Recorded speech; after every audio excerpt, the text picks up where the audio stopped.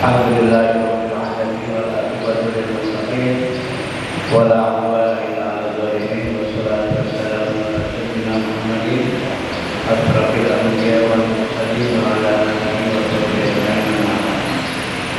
Jamaah sekalian, alhamdulillah wa syukurillah kita masih bisa hadir di masjid ini dalam rangka salat berjamaah terkaitkan dengan pembahasan atau kajian kitab Tasawuf. Coba dilihat halaman 140 bab ke-38. Al-bab tsani wa salatu, bab yang ke-38. Di bayan gamil ma, penjelasan tentang mengecap harta atau dunia. Kalau Allah Ta'ala, Allah berfirman, ya ayyuhalladzina amanu, wahai orang-orang yang beriman, la tulhikum amwalukum wala auladukum, janganlah sampai memperdaya kamu oleh harta benda dan anak cucu atau keturunan. Jadi amwal itu jadi fa'il. Antikillah, sehingga kamu lupa mengingat Allah. Jadi karena sibuk mengurus harta, karena hartanya banyak, sibuk mengurus anak cucu, ngomong ke tempat ngaji, ke tempat sholat, sehingga lupa. Maka termasuk orang-orang yang rugi. Janganlah sampai harta kamu dan anak kamu melalaikan kamu untuk mengingat Allah, untuk sholat lima waktu. Silakan kita cari harta pagi sore, tapi waktunya sholat, ya. Jangan sampai lupa. Ini padahal kita lupa, ya. Kita lupa sholat, dan rugi akhirat. Anak juga yang kita urus juga melawan kita, atau udah gede melawan. Ya, akhirnya kita rugi apa? Rugi akhirat. Ya. Kenapa? Karena sholat harus diutamakan. Ya. Karena dalam hadis, perbaikilah sholatmu, maka urusan kamu akan diperbaiki oleh Allah. Itu. Jangan sampai harta benda melalaikan kamu untuk ingat kepada Allah. Ya. Silakan mencari harta yang malam dan waktu sholat, ingat kepada Allah dan lain sebagainya. Wa may yaf'al dzalik, dan orang yang terpedaya karena sibuk dengan mengurus harta, sibuk dengan anak, sibuk dengan cucu, sehingga dia tidak sholat, faulai humul khasirun, mereka itulah orang-orang yang merugi. Jadi dalam ayat ini silakan, ya, kamu mencari harta banyak-banyak silakan, tapi jangan lupa sholat lima waktu. Jangan sampai ditinggalkan sholat lima waktu. Karena apa? Karena sholat adalah tiang agama. Kita cari harta siang malam, ya, pagi sampai sore, kadang-kadang lupa sholat. Akhirnya harta yang kita cari agak. Sementara sholat ditinggal. Ini dimaksud rugi. Wa qala ta'ala innama amwalukum wa auladukum fitnah. Sesungguhnya harta benda kamu dan anak-anak kamu merupakan ujian. Jadi kalau kata Imam Ghazali, ya, kalau kita mendapatkan harta, mendapatkan dunia, kita terima dengan bersyukur dan juga bergembira, tidak berlebihan. Boleh, ya. Kita dapat dunia, duit banyak, kendaraan mewah, rumah cakep, serba gampang, ya. Tapi jangan berlebihan. Mencintai jangan berlebihan. Kenapa? Karena dia akan meninggalkan kita dan dunia sementara. Kalau dunia tidak meninggalkan kita, ya kita yang termeninggal, kita masih keluar. Itu maksudnya. Ya.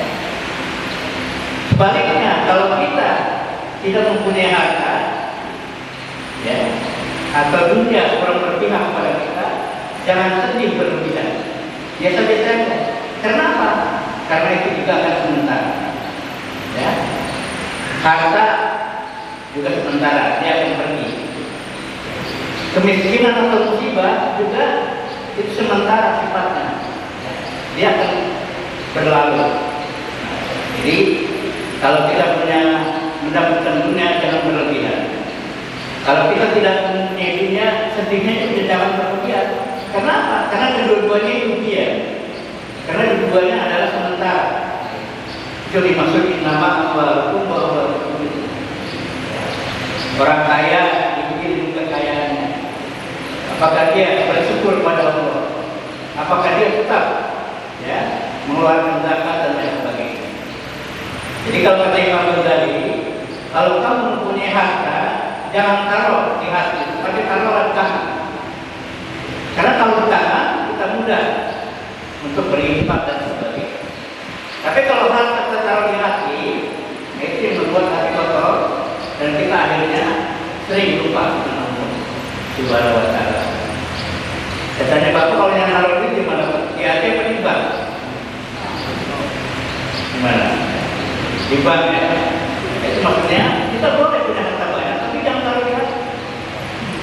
Kenapa? Karena 3 kerugiannya. Pertama, kita jadi pelit, taruh di hati. Apalagi kalau sering nabung itu jadi dia kalkulasinya begini. Saya nabung kan kalau saya infak jadi kurang, kalau saya sedekah jadi kurang. Itu maksudnya jadi hati. Yang kedua, itu hati menjadi kotor. Ibarat kaca, kalau kaca ya, kita menaruh kaca di hati seperti kaca yang penuh dengan debu, maka kita tidak bisa berkaca. Artinya kalau kita mencintai dunia berlebihan, maka hati kita akan menjadi lupa dengan Allah Subhanahu wa Ta'ala. Itu yang maksud fitnah. Ya. Jadi kalau kita lihat kegiatan kita 24 jam, itu cuma 2 sebabnya. Kalau nggak kena itu ya karena harta. Ya. Orang kerja, sibuk di pabrik, sibuk di pasar, itu dua. Mencari duit dan untuk membesarkan anak dan cucu. Ini nama amwalakum wa awalakum. Jadi kalau kita mendapatkan dunia, jangan bergembira berlebihan. Jadi wajar aja. Ya. Jangan awas yang malam. Bergembira sedang-sedang aja. Ya. Jangan berlebihan, karena dia akan pergi. Itu sifatnya sementara.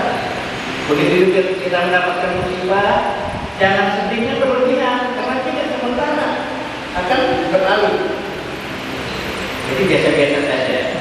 Yang dimaksudkan nama amwalakum wa auladukum.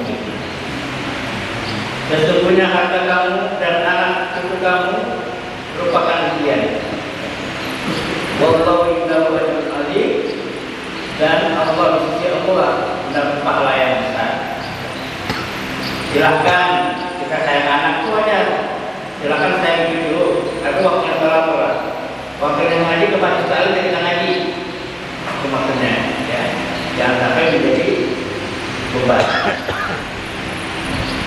Pamannya ketahuan dan orang yang lebih memilih hartanya, wawaladahu, dan memilih anaknya, anak cucunya, keturunannya, alama indah Allah, daripada apa yang ada di sisi Allah, maka disosilah, maka dia terus menuruti. Ya. Jadi kalau misalnya waktu salat 5 waktu, ya, kita lagi kerja, jadi kita stop dulu.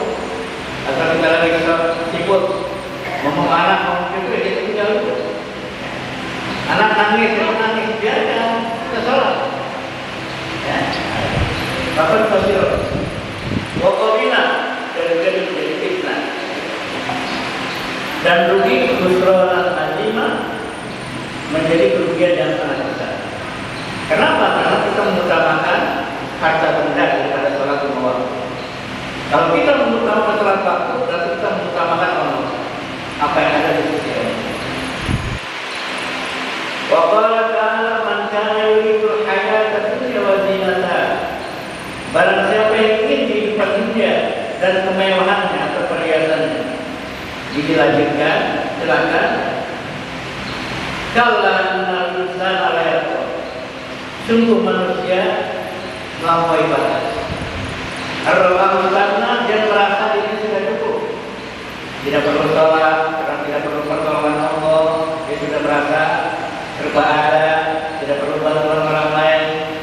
Ini melampaui batas. Kalau Allah wala quwwata, karena tidak ada daya dan upaya dan tidak ada kekuatan illa billahil aliyil azim, kecuali bersama Allah yang Maha Tinggi dan Maha Agung. Dalam ayat-ayat katakan al-haakumut takatsur, ya, ingin memperbanyak dalam berbagai hal, itu sering memperdayakan. Ingin memperbanyak harta, ingin memperbanyak kendaraan, ingin memperbanyak dan lain-lain semua. Al-haakumut takatsur. Jadi keinginan manusia selama dia masih ada nafasnya itu terus. Ini udah tercukupi, pindah yang lain.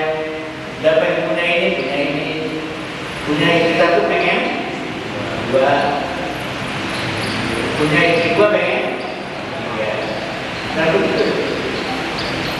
Punya mobil satu pengen dua, dan begitu. Sampai kapan? Hatta bertemu, sampai kamu meninggal dunia. Sampai kita nggak ada nafasnya, baru keinginan itu terputus. Jadi kita apa? Jadi kita diperbudak oleh nafsu dan dunia. Sementara umur kita terbatas dan kita tidak tahu apa umur kita ini diambil oleh Allah Subhanahu wa Ta'ala. Al-haakumut takatsur hatta zurtumul maqabir. Kalla sawfa ta'lamun, tsumma kalla sawfa ta'lamun. Kalla law ta'lamuna ilmal yaqin la tarawunal jahim. Sampai nanti kamu karena sibuk memperlukan dunia, lupa dengan sholat lima waktu, kamu masuk neraka kata Rabbul Jahim. Cuma kata yauma idzin. Sesungguhnya kamu nanti akan dimintakan pertanggungjawaban. Nikmat yang kita terima dari Allah itu akan dimintakan pertanggungjawabannya satu demi satu. Yauma idzin. Kita punya harta dari mana untuk apa?